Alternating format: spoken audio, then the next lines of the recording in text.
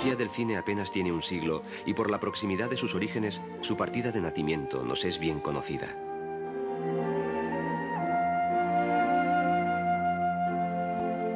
La mayor parte de los historiadores parecen haberse puesto de acuerdo en que si a Edison le correspondió la gloria de impresionar por vez primera películas cinematográficas, a Louis Lumière y a su hermano Gust les correspondió el privilegio de efectuar las primeras proyecciones públicas.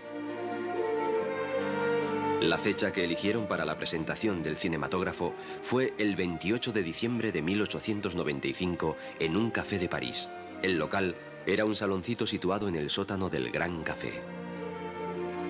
En Euskadi, los pioneros del cine se hicieron con una cámara y se lanzaron a captar imágenes sin demasiada idea de lo que se podía hacer con semejante instrumento.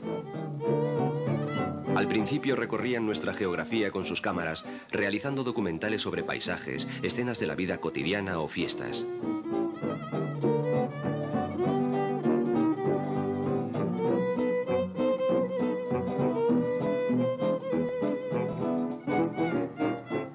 Aquel público de comienzos de siglo, analfabeto y sin dinero, se extasiaba con facilidad ante la irreal realidad que le mostraba el recién nacido cinematógrafo en los barracones que cada vez proliferaban más.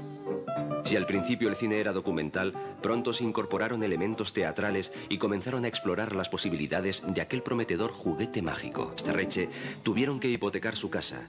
Al final, no lograron recuperar todo el dinero invertido, lo que le supuso perder parte de sus propiedades. Durante el rodaje de El mayorazgo de Basterreche, que era un melodrama, el gobernador civil prohibió la utilización de la icurriña que aparecía al comienzo del film. Los hermanos Azcona terminaron por guardar sus películas en sótanos para que durmieran el sueño eterno y abandonaron la idea de hacer de Bilbao un pequeño Hollywood. Sus escombros quedaron enterrados más de 3.000 hijos suyos, y los que con el espanto en el alma huían aterrorizados fueron ametrallados ferozmente desde lo alto. La llegada del generalísimo... Al terminar la guerra civil, se crearon departamentos de censura y el general Franco apoyó un cine político-religioso al servicio de sus ideas fascistas. Al dictador solo le gustaban las películas folclóricas que acostumbraba a ver en una salita privada del Palacio de El Pardo. ¿Me deja pasar? Venía a ver un poquito por eso, ¿sabe? Poco después, se decretó la prohibición de proyectar películas en idiomas extranjeros y, por lo tanto, la obligatoriedad del doblaje. Así comenzó el negocio de los derechos de importación para los productores de films, quienes vendían las licencias en un turbio mercado negro. Se prohibió que se hablase ninguna otra lengua que no fuera la lengua del imperio y todas las películas tenían que ser dobladas. En 1968 aparece Amalur, una película emblemática del cine vasco. Dirigida por Néstor Basterrechea y Fernando Larroquert, quieren dar a conocer el País Vasco a sus propios habitantes, centrándose en los valores del mundo tradicional. Una película financiada con suscripciones populares, lo que despertó el recelo de la censura franquista, que obligó a que el nombre de España se pronunciase un mínimo de 3 veces.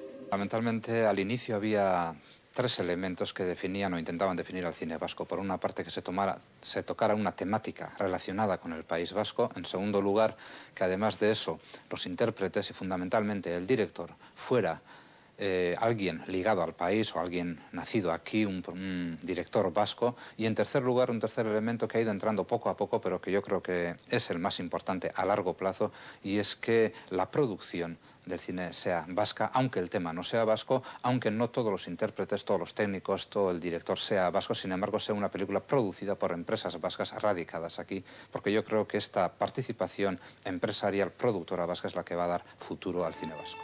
Hasta ahora, yo siempre he pensado que la producción de cine es la mejor escuela profesional de cine. El cine es un arte, un espectáculo, un vehículo ideológico, una fábrica de mitos, instrumento de conocimientos y documento histórico de la época y sociedad en la que se hace. Pero también el cine es una industria y la película una mercancía.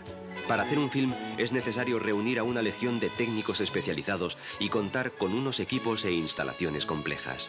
Los actores, los directores de fotografía, los técnicos, los escenógrafos, han surgido del trabajo diario. Por eso nosotros hemos entendido nuestra función desde el gobierno como la función de permitir que exista una producción de cine suficiente de forma que se vayan haciendo los actores, los guionistas, los productores, los directores, etcétera, etcétera. Y de ese mundo del quehacer diario han salido los que hasta ahora han estado trabajando. A mi modo de ver hay dos maneras básicas o dos concepciones de hacer para hacer una película. Una, la artesanal, que es la más cercana a nosotros, la europea, la del director-autor, que pone en marcha toda una aventura personal. No vamos a negar que el cine es arte, no vamos a negar que el cine es cultura, pero por encima de todo el cine sigue siendo un producto, y es un producto que en la economía actual tiene que venderse.